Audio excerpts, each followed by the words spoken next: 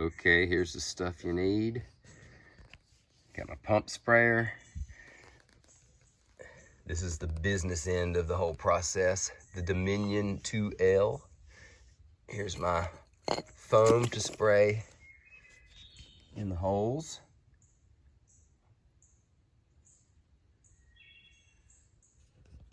And then some wood filler and a putty knife. It's quite a process, but it works. Here's a better look at that whole foam, Termidor foam. You know, mainly used for termites, but it works for all wood boring insects. And with all these chemicals, definitely use protection, your eyes, gloves, face mask. And when you're applying this stuff to the side of a house, do it from as much of a distance as possible because it'll spray back on you. And you're probably going to want a ladder too to get the harder to reach areas that are high. But yeah, be careful of splashback. So stay as far back as you can as you apply it, so you're not catching any spray. Because you know you're spraying above your head, so that can sometimes when you spray above your head, obviously doesn't work out quite like you had hoped, as it all comes raining down on you. So just keep that in mind. All right, I got my Dominion 2L mixed into my pump sprayer. Gallon of water, about half a shot glass full of the Dominion 2L. It's very concentrated stuff. Follow the directions on your pump sprayer so you don't have anything spray up in your face. Also wear eye protection and gloves. All right, my pump sprayer is pressurized and I'm ready to start spraying it on the wooden parts of the house.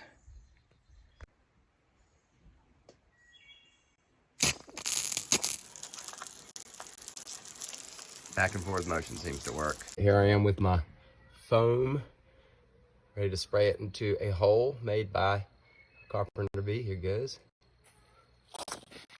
It's a little messy. Pump some in there. All right, here's a hole, Carpenter Bee hole.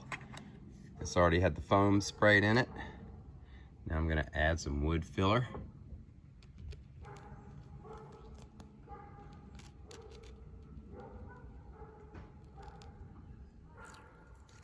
You don't need a lot. And of course, a putty knife. Smooth it off. And then you're gonna sand this area. I like to get rid of the debris. There's a hole that's been filled. After the foam was sprayed, put the wood filler in. You let it dry, then you sand it and reapply your house paint or stain. Here you can see a good example of where a Carpenter Bee hole is and where a woodpecker tore the side of the house up to try to get to that bee. So I have the wood filler in the hole, and in one of the damaged areas from the woodpecker, this other area is probably gonna need something different. It's because it's so shallow. But that's what they do, the woodpeckers peck at your house to try to get to the bees.